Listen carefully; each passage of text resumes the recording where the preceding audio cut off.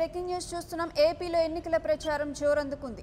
ఇప్పటికే ప్రచారంలో దూసుకుపోతున్న జనసేన అధినేత పవన్ కళ్యాణ్ విశ్రాంతి లేకుండా ప్రచారం చేస్తున్నారు.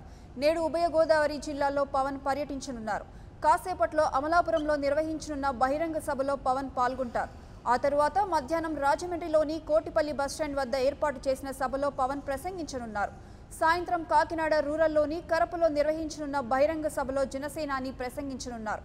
అనంతరం భీమవరంలో జరిగే బహిరంగ సభలో పవన్ పాల్గొంటారు.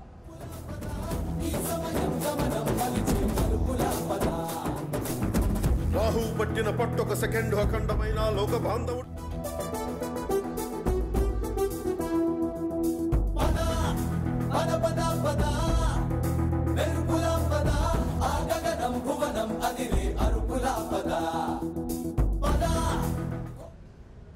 ఇక జనసేనాని టూర్కి సంబంధించి మరింత సమాచారం మా ప్రతినిధి నేతాజీ ఫోన్ లైన్లో అందిస్తారు. నేతాజీ చెప్పండి, ఈరోజు జనసేనాని షెడ్యూల్ ఎలా ఉండనుంది, దానిపై ఉన్న అప్డేట్స్ ఏంటి?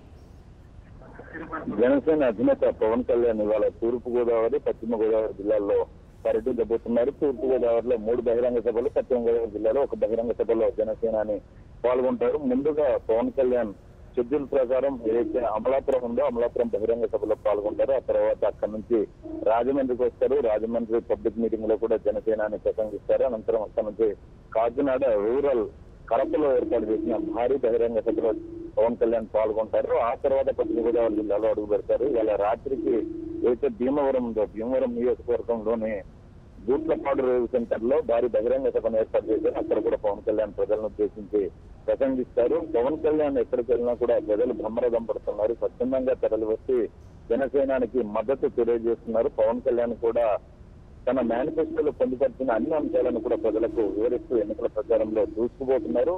రేపు సాయంత్రం 5 గంటల వరకే గడువు ఉంది. ఈ అతి తక్కువ సమయంలో వీలైనంత ఎక్కువగా జనాల్లోకి వెళ్లాలని ఆయా రాజకీయ పార్టీల నేతలు భావిస్తున్నారు. పవన్ కళ్యాణ్ మాత్రం 4 బహిరంగ సభల్లో ఇవాళ పాల్గొనబోతున్నారు. రేపు మళ్ళీ ఆయన పాలకొల్లు అలానే వైజాగ్ లో బహిరంగ సభల్లో పాల్గొంటారన్నట్టుగా మనకైతే సమాచారం ఉంటుంది. ప్రస్తుతం ఆయన విశాఖపట్నంలో ఉన్నారు. మరి కాసేపట్లోనే ఆయన అక్కడి నుంచి బయలుదేరి అమలాపురంకి చేరుకోబోతున్నారు.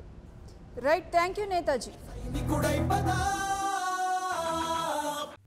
For more updates, please subscribe 99 TV Telugu.